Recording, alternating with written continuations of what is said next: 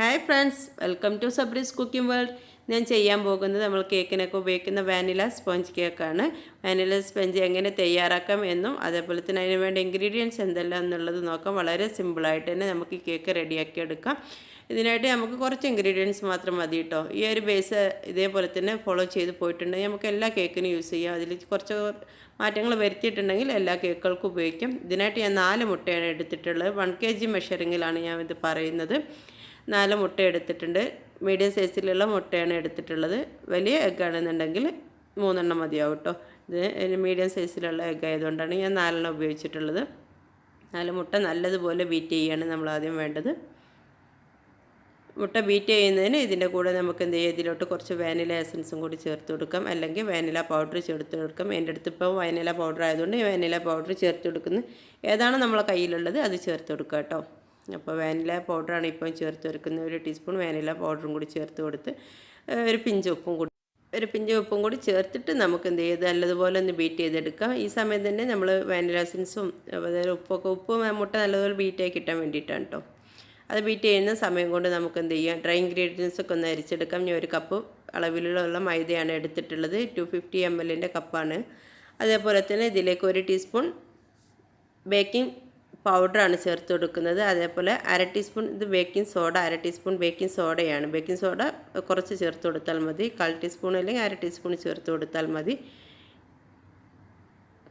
ഇത് നല്ലതുപോലെ ഒന്ന് അരിച്ചെടുക്കുക. ഒരു 3 പ്രാവശ്യം അരിച്ചെടുക്കണം കേട്ടോ. ഈ അരിച്ചെടുക്കുന്ന ഭാഗം നമ്മൾ ഒരിക്കലും സ്കിപ്പ് ചെയ്യരുത്. 3 പ്രാവശ്യം നല്ലതുപോലെ അരിച്ചെടുത്ത് ഇതേപോലെ വീണ്ടും ഒന്നും കൂടി മിക്സ് ചെയ്തിട്ട് നമുക്ക് മാറ്റി വയ്ക്കാം. ഈ സമയം തന്നെ നമ്മളെ മുട്ട നല്ലതുപോലെ ഒരു വിധമൊക്കെ ബീറ്റായി വന്നിട്ടുണ്ട്. ഇതിലോട്ട് നമുക്ക് എന്ത് ചെയ്യണം, പൊടിച്ച പഞ്ചസാര കുറേശ്ശെ ഇട്ടിട്ട് വീണ്ടും ബീറ്റ് സ്പീഡ് കൂട്ടി കൊടുത്തിട്ട് ബീറ്റ് ചെയ്തെടുക്കണം കേട്ടോ. അപ്പോഴാണ് മുട്ട നല്ലതുപോലെ ഫ്ലഫിയായി വരികയുള്ളൂ. സ്പീഡൊക്കെ കൂട്ടി നല്ലതുപോലെ ബീറ്റ് ചെയ്തെടുക്കുമ്പോൾ നമ്മൾ ആ യെല്ലോ കളറൊക്കെ മാറി ഒരു വൈറ്റ് കളറിലോട്ട് മാറും. അത്രയും സമയം നമ്മളിത് ബീറ്റ് ചെയ്തെടുക്കണം കേട്ടോ.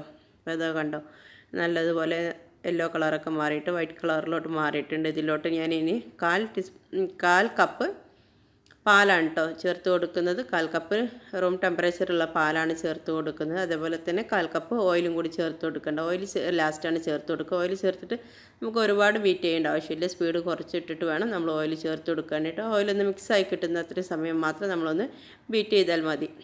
ഓക്കെ, ഇപ്പോൾ നല്ലതുപോലെ ബീറ്റായി കിട്ടിയിട്ടുണ്ട്. മുട്ടയൊക്കെ നല്ലതുപോലെ പൊങ്ങി കിട്ടിയിട്ടുണ്ട്. ഇതിലേക്ക് നമ്മൾ എടുത്ത് വെച്ചിട്ടുള്ള ഡ്രൈ ഇൻഗ്രീഡിയൻസ് കുറേശ്ശെയായിട്ട് ചേർത്ത് കൊടുക്കണം. കുറേശ്ശെ ചേർത്ത് കട്ട് ആൻഡ് ഫോൾഡ് മെത്തേഡിലൂടെയാണ് ഇത് ചെയ്തെടുക്കേണ്ടത്. ഒരു വിസ്ക് ഉപയോഗിച്ചിട്ട് സ്പാച്ചുല ഉപയോഗിച്ചിട്ട് നമുക്ക് ചെയ്തെടുക്കാം. ഞാൻ സ്പാച്ചുലനേക്കാണ് എനിക്ക് ഇച്ചിരി കൂടി എളുപ്പം വിസ്ക് ഉപയോഗിച്ച് ചെയ്യാനാണ്, അതുകൊണ്ടാണ് ഇത് ഉപയോഗിച്ചിട്ടുള്ളത്.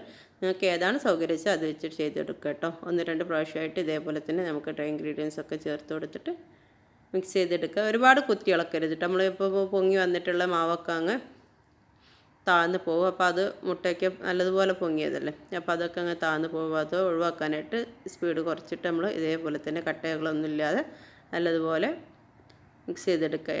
അതിൻ്റെ മുന്നേ തന്നെ നമ്മൾ ഇതിൻ്റെ കേക്കിന് വേണ്ട പാത്രമൊക്കെ റെഡിയാക്കി വെക്കണം കേട്ടോ. ഞാൻ ബട്ടർ തേച്ചിട്ട് റെഡിയാക്കി വെച്ചിട്ടുള്ള ഈ പാത്രത്തിലോട്ട് മാറ്റി കൊടുക്കുന്നുണ്ട്. ഞാനിത് ഓവനിലല്ല കേട്ടോ ബേക്ക് ചെയ്യുന്നത്, സ്റ്റൗ ടോപ്പിലാണ്. ഞാൻ ഒരുപാട് തവണ കാണിച്ചതാണ് കേക്കിൻ്റെയൊക്കെ സമയം, ഒരുപാട് തവണ കാണിച്ചതാണ്. കേക്ക് ഇതേപോലെ ബാറ്റർ ഒഴിച്ചതിന് ശേഷം നമുക്ക് എന്ത് ചെയ്യാം, നല്ലതുപോലെ 2-3 പ്രാവശ്യം ടാപ്പ് ചെയ്ത് കൊടുക്കാം. ഞാൻ സ്റ്റൗ ടോപ്പിലാണ് ചെയ്തെടുക്കുന്നത്. പ്രീ ഹീറ്റ് ചെയ്ത ഒരു പാത്രത്തിലോട്ട് ഞാൻ ഇറക്കി വെച്ച് കൊടുക്കുകയാണ്. ഇത് ഒരുപാട് തവണ കാണിച്ചതാണ് കേട്ടോ. അപ്പോൾ ഇതേപോലെ തന്നെ നമ്മളൊരു 30-35 മിനിറ്റ് വരെ വെയിറ്റ് ചെയ്യാം. അതിന് ശേഷം ഒന്ന് നോക്കാം കേട്ടോ. 30-35 മിനിറ്റിന് ശേഷം നോക്കിയിട്ടുണ്ടെങ്കിൽ നമുക്ക് ഒരു സ്ക്വയർ വെച്ചൊന്ന് കുത്തി നോക്കാം. ക്ലീനായിട്ട് കിട്ടുന്നെങ്കിൽ നമുക്ക് കേക്ക് റെഡി ആയിട്ടുണ്ട്. ഇല്ലയെന്നുണ്ടെങ്കിൽ നമുക്ക് എന്ത് ചെയ്യാം, ഒരു 5 മിനിറ്റോ 10 മിനിറ്റോ കൂടി ഒന്നും കൂടി വെച്ച് കൊടുക്കുക കേട്ടോ. ഇത് നല്ലതുപോലെ ക്ലിയർ ആയിട്ട് കിട്ടിയിട്ടുണ്ട്. നമ്മൾ കേക്ക് റെഡി ആയിട്ടുണ്ട്. എല്ലാ കേക്കിനും ബേസായിട്ട് ഉപയോഗിക്കാൻ പറ്റുന്ന പെർഫെക്റ്റ് ആയിട്ടുള്ളൊരു വാനില സ്പോഞ്ച് കേക്കാണ്. നല്ല സോഫ്റ്റ് ആയിട്ടാണ്. നിങ്ങളെല്ലാവരും ഇതേ ഒരു മെഷറിങ്ങിലും ഇതേ മെത്തേഡിലും ട്രൈ ചെയ്ത് നോക്കുക. ഇഷ്ടപ്പെട്ട ലൈക്ക് ചെയ്യുക, ഷെയർ ചെയ്യുക, കമൻറ്റ് ചെയ്യുക. അതുപോലെ സബ്സ്ക്രൈബ് ചെയ്യാതെ കാണുന്ന കൂട്ടുകാരുണ്ടെങ്കിൽ സബ്സ്ക്രൈബ് ചെയ്യുക, സപ്പോർട്ട് ചെയ്യുക. Thank you for watching.